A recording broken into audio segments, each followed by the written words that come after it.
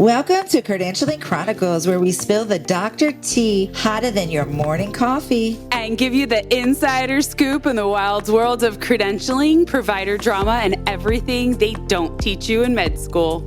I'm Shannon, and she's Nylene, two credentialing pros with front row seats to all the chaos. From fraud scandals to burnout breakdowns and why your favorite surgeon might actually be banned from 5 hospitals. We got the gossip and the practical advice to keep you out of trouble and ahead of the game. So grab your coffee, your compliance checklist, and maybe a lawyer, and let's get into it.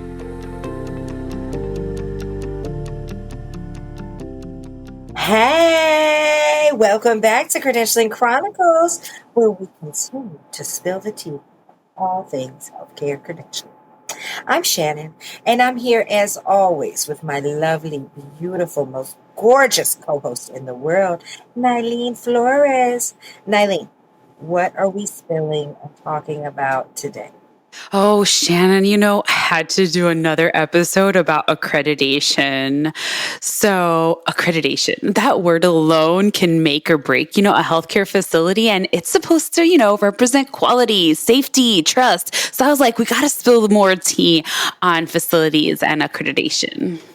But what happens when a facility with that coveted seal, accreditation, whatever that may be, because there's many different, of approval begins cutting corners? What happens when the agencies are met to uphold safety start to look the other way, right? Yes. So in this episode, we examine 2 accreditation collapses and what they reveal about cracks in our healthcare oversight systems. So we're going to go from Washington, D.C., where an inner city hospital lost its Joint Commission accreditation amid chaos, clinical collapse, and preventable deaths, unfortunately. And then we're going to take you all the way across the U.S. to Southern California, where a high-end plastic surgery center actually remained accredited despite a patient dying on the table, and felony charges filed against the surgeon. So we are going to dive and dig down into these stories. Yeah, it sounds like this isn't just about broken systems again. It's about broken trust, right? With these agencies, setting the standard for quality. Let's go, I guess. Let's just go. Let me just get the disclaimer out there, okay? We have not worked for or done credentialing at any of these facilities or institutions because it wouldn't happen on our dime, right? It better not. Exactly. This episode of Credentialing Chronicles is sponsored by Advanced Quality Compliance, your white glove credentialing crew. We get it. One person doing the work of 5, audit season looming, files all over the place. AQC steps in with expert hands and calm minds, digitizing your chaos, handling the details, and keeping you audit ready 24/7. Think less stress, more success with a touch of luxury. No stress, no mess, just AQC white glove service. Visit aqccvo.com to get started. Okay, so we're going to start with February 2001. And this is a community hospital that passed its Joint Commission survey with a rating that, most hospitals would dream about, which was full standards compliance. But actually, behind the scenes, the place was financially gasping for air. Just 2 years prior, it had been rescued from bankruptcy by a for-profit chain based out of Arizona. Okay, so they kind of rescued them financially, I guess, huh? They were showing one thing, but something fishy was going on in the back end, and then somebody came in and rescued them real quick, huh? Well, so the community hospital's new financial partner was actually a healthcare leading giant. And this wasn't actually a stable alliance. The reason that they were as big as they were is because they were actually doing multi-billion dollars worth of fraud behind that. And they were exposed of this bajillion-dollar fraud scheme. And the moment that scandal broke, well, the community hospital's lifeline just vanished. That's how it happens. When drama happens, everybody leaves you. I mean, of course, because then the hospital's suddenly unable to pay their vendors, unable to pay their staff. And then they couldn't even sustain a 24-hour emergency anymore. I'm sure it had to hurry up and, lean heavily probably like on some loans, maybe some payday loans, maybe cash from my car loan, just to kind of buy gauze and pay some of their ER nurses. I don't know. What are you thinking? Yes, so for months it held on, but just barely. And then comes in JACO, which is Joint Commission, February 2002. So that's a year later. So surveyors returned to reevaluate the hospital, but what they found wasn't just administrative sloppiness. It was actually a full-on clinical collapse, immediate threats to patient safety. Oh man, that's good that they came back then, right? I mean, Nylene, you told me that there were all sorts of patient safety issues like fire safety, non-compliance. I don't know how you're not in compliance with the fire stuff. That seems like an easy one. Inconsistent infection control practices, which is, oh my God, huge. Broken or missing emergency equipment. So how could you even sustain or help in an emergency? Understaffed, leadership voids, no one taking accountability. I mean, the list just went on and on, Nylene. Yes. And so all of these things that you mentioned, you would say are like compliance chapters that have specific measures that need to be met on an ongoing basis. So not just once every 3 years. So as a result of all of these findings, the Joint Commission issued a conditional accreditation, giving the hospital a chance to, improve and get better. But even that was actually on thin ice because it only gave them a couple of months. They were right back in November. And Shannon, things were worse. I mean, getting worse. So they didn't put in the corrective action into place, right? Like it wasn't actually being put into action, right? I mean, patients are out there. The facility was given a list of things to correct, and then they're expected to work through each one of those things listed in the correction action plan. And administration is really supposed to take immediate action when they've completed that action plan and begin to work on these things to protect the patient's safety. I mean, that's the way it's always been explained to me and in audits I've been through, and CPAs I've been through as well. Right. But of course, no, they didn't do that. Instead, the ER was on the verge of collapse. Patients were waiting for hours. Some were sent home that shouldn't have been. There was equipment that didn't even work right. And then the unthinkable happens. They had 6 preventable deaths. 6 preventable deaths. That's horrible. So did anything else happen because of the loss of the accreditation with the facility? Well, first, Joint Commission in 2003 sent in a crisis team. They conducted a full on-site evaluation. They made 2 unannounced follow-ups. And what did they see? Well, they saw a facility with no functioning leadership and dangerous patient care practices. So then in February of 2003, they issued a preliminary denial of accreditation. So what that means is that within 60 days, then the Department of Health also got involved, and they told the hospital, you have 60 days to prove you can at least meet basic safety standards, or we're going to actually revoke your license. So not just accreditation, but they're actually licensed to be a healthcare facility. Yeah, I mean, that all seems kind of reasonable, though, doesn't it? Mm-hmm. I mean, there wasn't just about losing their accreditation. If the hospital lost its DOH license, it would also lose its Medicare and Medicaid contracts.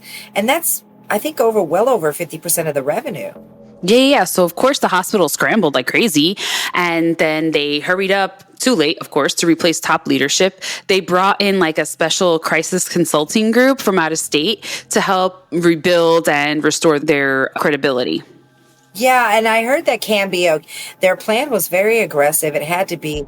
And they replaced department heads and they slashed PRN nurses and they promised to cap it at, I think, 80%.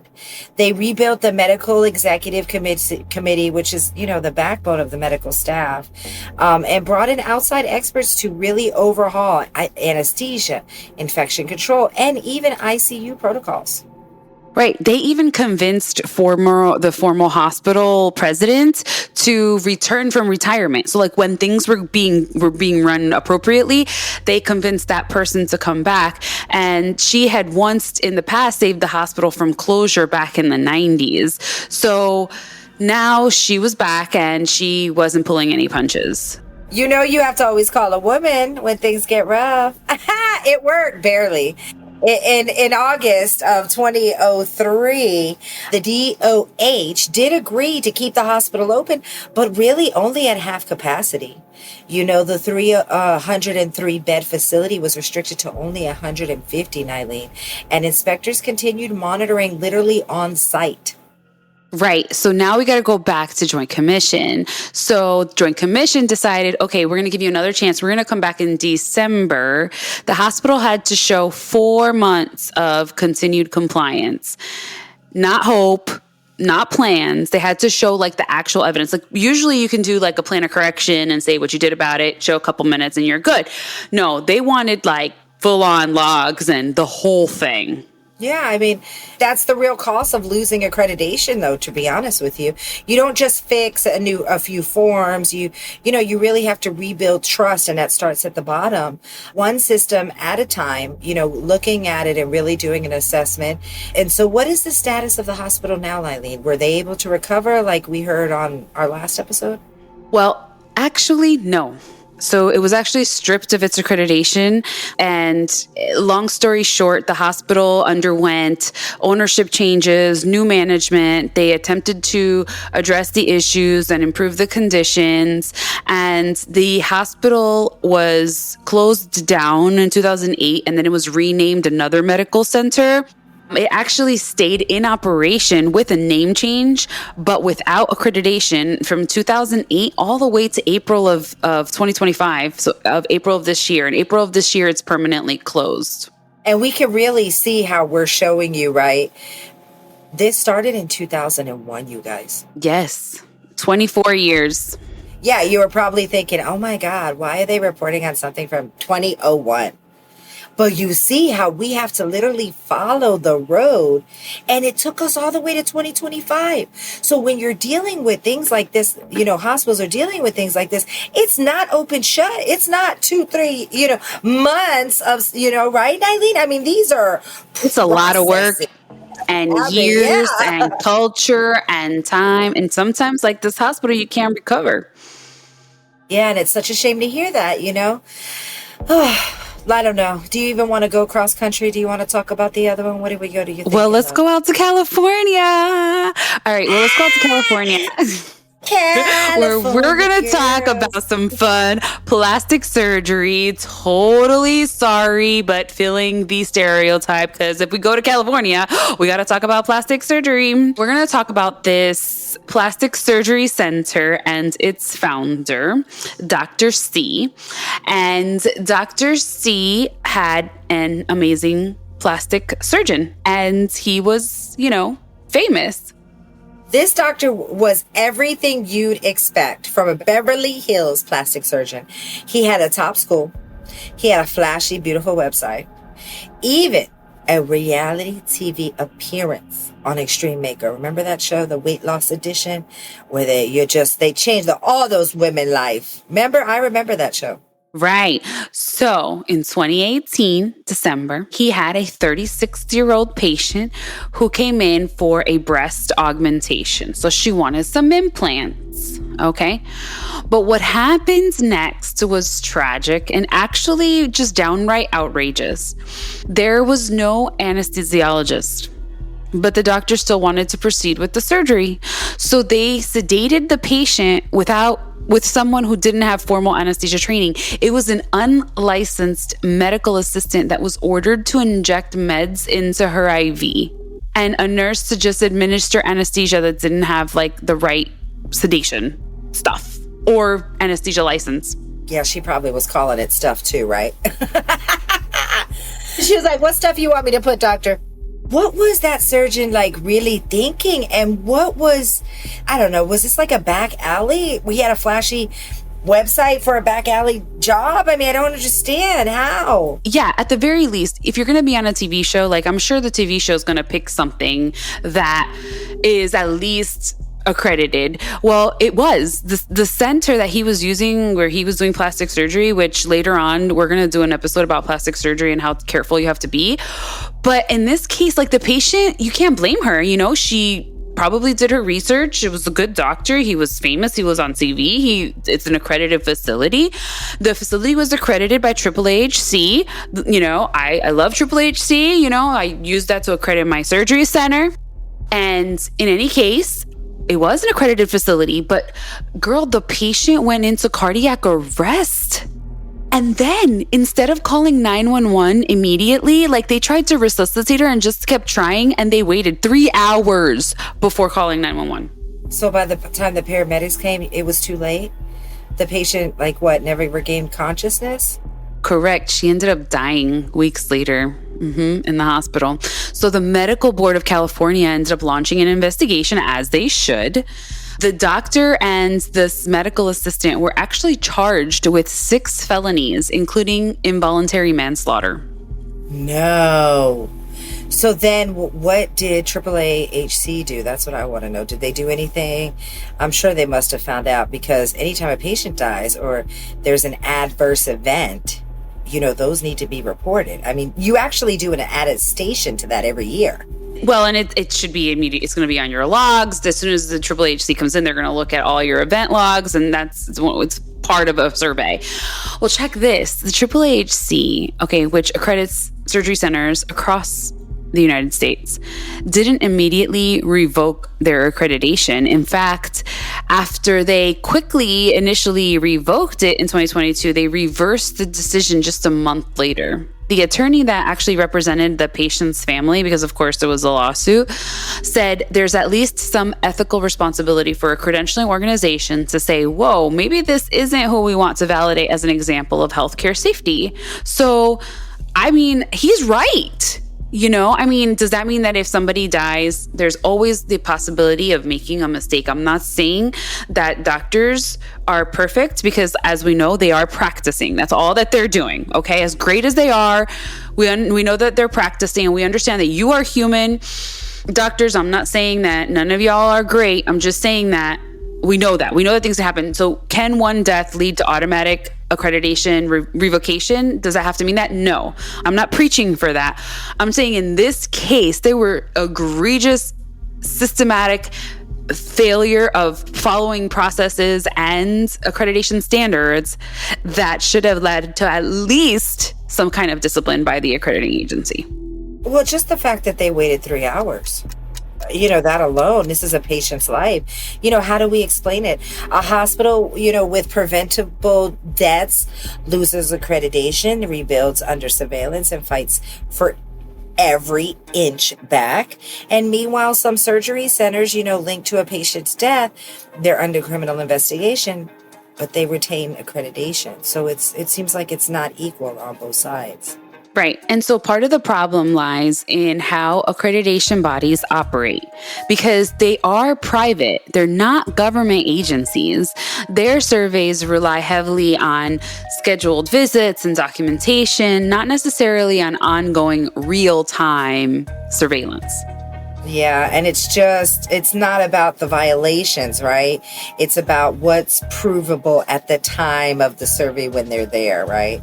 I mean, if leadership can sweep things under the rug or claim pending litigation, then I guess the accreditor's hands might be tied, right? Right. And to be honest with you, I just don't think that that's good enough. And this is my opinion, because while paperwork may look perfect, patients like this poor woman are dying. That's a big disconnect.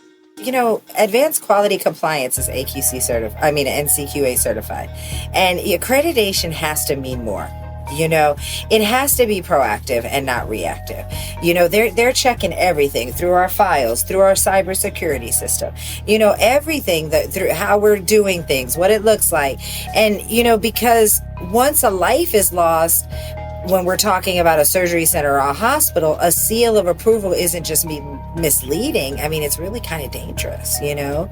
So what does it actually take to become an accredited ambulatory center or a hospital? I mean, let's break it down to the people and really kind of let them understand, because, understanding this isn't just for administrators, it matters for patients, walking through the door as well and seeing that accreditation seal on that door.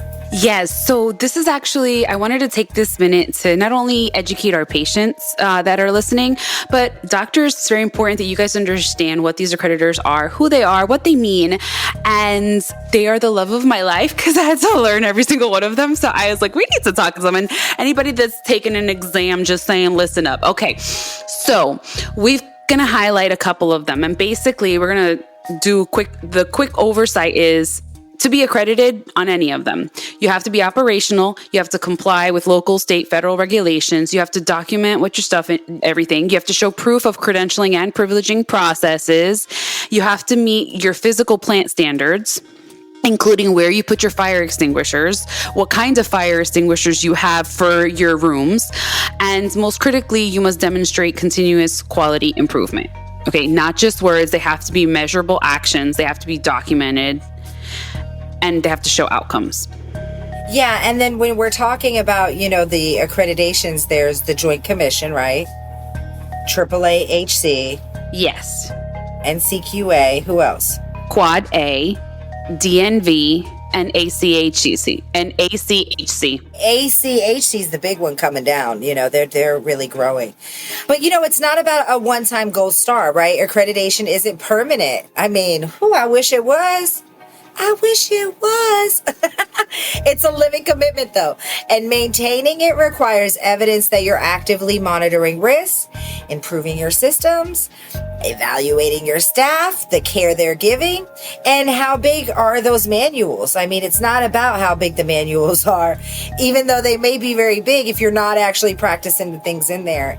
Because it's more than a survey visit, or like a shiny plaque on the wall. It's a rigorous process with hundreds of measures that touch every part of the facility's operations, from the sharps containers on, the walls, all the way down to the CEO's inbox, basically, right? Yes. And actually the process varies depending on which accrediting body you actually work with. So let's just break it down a little bit, and I'm going to just be completely honest with you. We focused on facility accreditors. I did not include NCQA as thing because that's mainly with insurance plans. So because we focused on a facility, on a surgery center and hospital, we're going to focus on those accreditors right now. So Shannon, talk to us a little bit about Joint Commission. Yeah, Joint Commission is pretty much the mafia of all of the accreditation bodies. It's arguably the most well-known accrediting bodies. They've been doing it for so long. They are the most detailed. But last week they came through with a sweeping cut to a lot of their standards. Did you hear? Yes. I mean, big overhaul. There are still a bunch of chapters, and you're still going to look at infection prevention and medication management and leadership and credentialing, environment of care, human resources. So there's still, even though there's a whole overhaul, they're still focused on continuous quality improvement. That's number one always. And you have to prove that you meet these standards, not just once, but consistently. Documentation, observation, interviews, everything is fair game. Yeah, and they don't announce when they're coming. So, Joint Commission uses unannounced surveys to capture your real-time compliance, which has always been one of their things. That's why I like the mafia. They just show up. Yes. So let's talk a little bit about AAA-HC. Yeah, that's your favorite. I mean, let's get into the AAA. That's my baby. Yes. So AAA-HC does announce the survey, and they're so sweet. They even tell you the days they're going to show up. And I've even had, in my last couple of AAA-HC surveys, I even had an interview with my surveyor before they came. So I got to meet them. I got to ask them what they wanted for lunch. I made sure they were all set up when they came in. What their favorite coffee was, girl, I had it all set up for them. So anyway, AAA-HC are detailed but written with outpatient care in mind, because it's not an inpatient setting. So according to the 2024 Accreditation Handbook, there's 15 chapters. Some of the chapters are like governance, rights of patients, quality of care, infection control, anesthesia, and obviously credentialing and privileging. Each chapter contains multiple standards within them, and there's about 550 to 600 elements once you fully expand each section. And they expect more than really just compliance. You must show a culture of continuous quality improvement, including data collection, corrective actions, and performance outcomes. They really want to see everything. Yes. Oh, and you must be operating for at least 6 months before applying to be accredited. They want to see sustained systems, not a rush job. Okay, Shannon, so tell us what you know about D&V. D&V is a little bit unique, right? It uses the ISO 9001 quality management framework, the same one used in manufacturing and aviation, because they used to say that airplanes never had issues until recently, but we're not going to talk about that today. Plus, the Medicare conditions of participation, which is through CMS. Right. So what's the translation of that is basically you have to meet federal standards, like federal CMS standards, and an international quality standard simultaneously. So that means you have 7 core principles, and some of these are like evidence-based decision-making, process approach, and then continuous improvement. Again, that's the main one you're going to find. Plus DNV's own National Integrated Accreditation for Healthcare Organizations, so the NIAHO standards. So they own those standards. Yeah, and it's all alphabet soup, to be honest with you. But with them, you can expect a yearly survey, not every 3 years. They're coming every year. The DMV is about continuously being ready, not survey prep panic, which, again, is a good culture. So now we're going to go to another ambulatory one, which is Quad A. It used to be known as AAAAAAASF, and I think they knew it was too many fours, so they just kind of abbreviated it to Quad A. And so Quad A is intense about surgical safety. Their standards focus heavily on intraoperative and perioperative practices. Definitely, their accreditation manuals vary by setting. So they include over 150 core standards, especially in anesthesia safety, credentialing, life safety, which really kind of encompasses fire and emergency readiness, infection prevention, staff training, emergency protocols, those things, right? Yeah, and they even require peer review audits, quarterly chart reviews, and proof of malpractice coverage and incident tracking. So really interesting because DNV actually is a little bit more relaxed in that. So listen up, guys. We should take all the best things from each, organization and make our own organization, because some of them really have great, and then some of them it's like, they can do better. ACHC standards are extremely structure and process oriented. They stand for the Accreditation Commission for Healthcare. The ASC manual includes over 500 standards, you all, and it's divided into areas such as infection control, which we really have seen for all of them. I mean, everybody is big on the infection control. Governance, performance improvement, again, everybody has that. Environment and safety, again, everybody's got that. They also do an organizational readiness review before the full audit gets done, the full survey. Yeah, so ACHC is known for really collaborative education during the process, but don't mistake that for leniency. You're still expected to show like written policies, training records, audits, and actual outcomes. So I guess here's the bottom line, right? Accreditation isn't just paperwork, people. I mean, it is a true full spectrum examination of whether your facility meets the baseline standards for safety, effective infection control, and accountable care. Right. So when a patient walks into your hospital, walks into your surgery center, walks into your ambulatory care facility, they don't know if your crash cart is checked because they don't know what those check marks mean. If your staff is credentialed or not, or if your sterilizer logs are accurate. Accreditation is the public's proxy for trust. Yeah, and when an accreditor gives that seal, especially to a facility with preventable debts or criminal charges, it literally undermines the trust.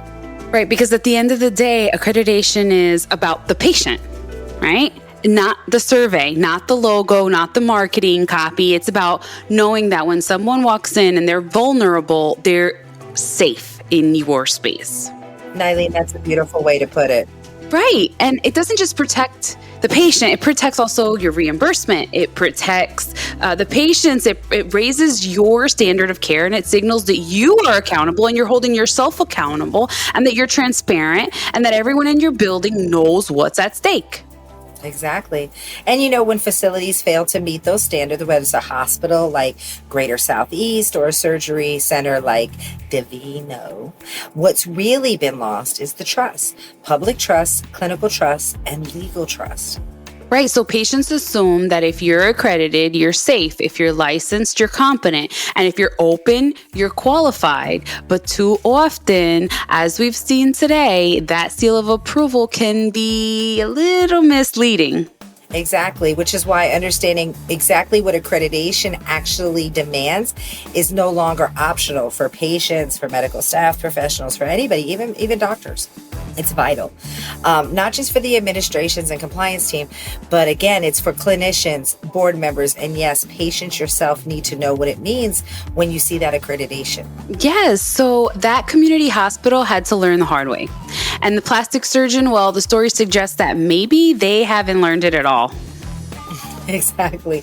And for the rest of us, consider this your call to audit, to ask questions and to always dig deeper. Because when the system becomes a rubber stamp, it equals danger. And someone's got to pull the fire alarm and say, let's get out of here. Yes, this is Credentialing Chronicles with Shannon and Eileen. Don't just follow the checklist, understand it, live it, love it, learn it. So don't forget to follow and subscribe. Hit us up. Let us know if you have any questions.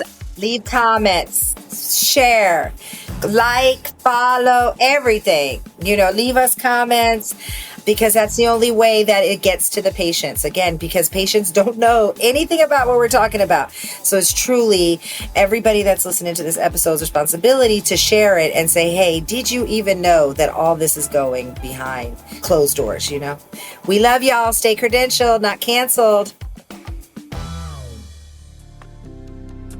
Whoo, that was a lot of tea. Who knew doctors had more drama than reality TV? And if you think that was wild, just wait till next week. We've got more stories, more scandals, and more credentialing chaos coming your way. Hit that follow button, and don't forget, just because they have an MD doesn't mean they have a clean record. See you next time on Credentialing Chronicles. Stay credentialed, not canceled.